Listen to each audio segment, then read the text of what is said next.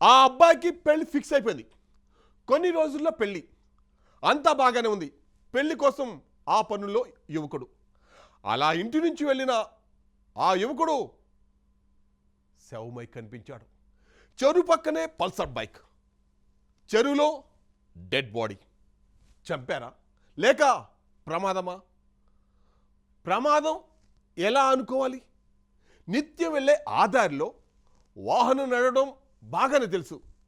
So ఇలా ఎన్నో అనుమానాలు.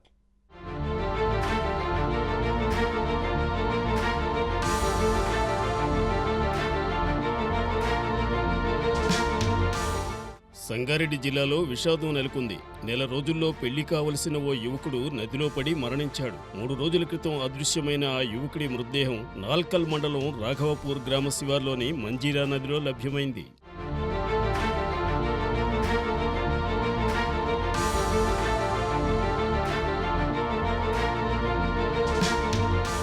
హత్నూరు పోలీసులు మృతుని కుటుంబ సభ్యుల కథనం ప్రకారం నాగిరిగిద్ద మండలంలోని కరస్గుత్తి గ్రామ సమీపంలోని గంగారం తండాకు చెందిన చౌహాన్ సునీల్ అనే యువకుడు కొన్నేళ్ల క్రితం ఉపాధి కోసం హైదరాబాద్ వెళ్లాడు. రామంతాపూర్లో పానీపూరి విక్రయిస్తూ జీవనం సాగిస్తున్నాడు. అయితే ఇటీవల సునీల్ పచ్చకామెర్ల వ్యాధికి గురయ్యాడు. దీంతో వ్యాధిని తగ్గించుకునేందుకు పిట్లంలో ఆయుర్వేద మందును తీసుకునేందుకు ఫిబ్రవరి 28న రామంతాపూర్ నుంచి గంగారం తండాకు పల్సర్ బైక్ పై బయలుదేరాడు.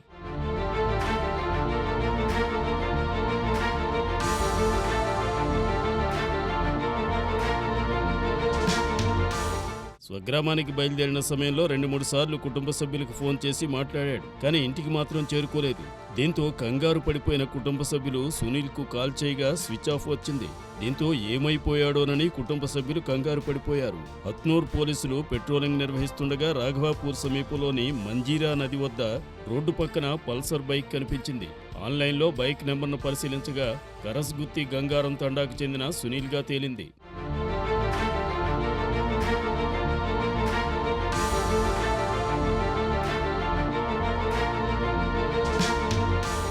దీంతో పోలీసులు కుటుంబ సభ్యులకు సమాచారం అందించారు. వెంటనే పోలీస్ స్టేషన్కు చేరుకున్న కుటుంబ సభ్యులు బైక్ను పరిశీలించి అది తమ కుమారుడిదేనని గుర్తుపట్టారు. అంతలోనే మృతి చెందాడని గుండెలవిసేలా రోధించారు. సునీల్ మృతిపై అతని కుటుంబ సభ్యులు పలు అనుమానాలు వ్యక్తం చేశారు.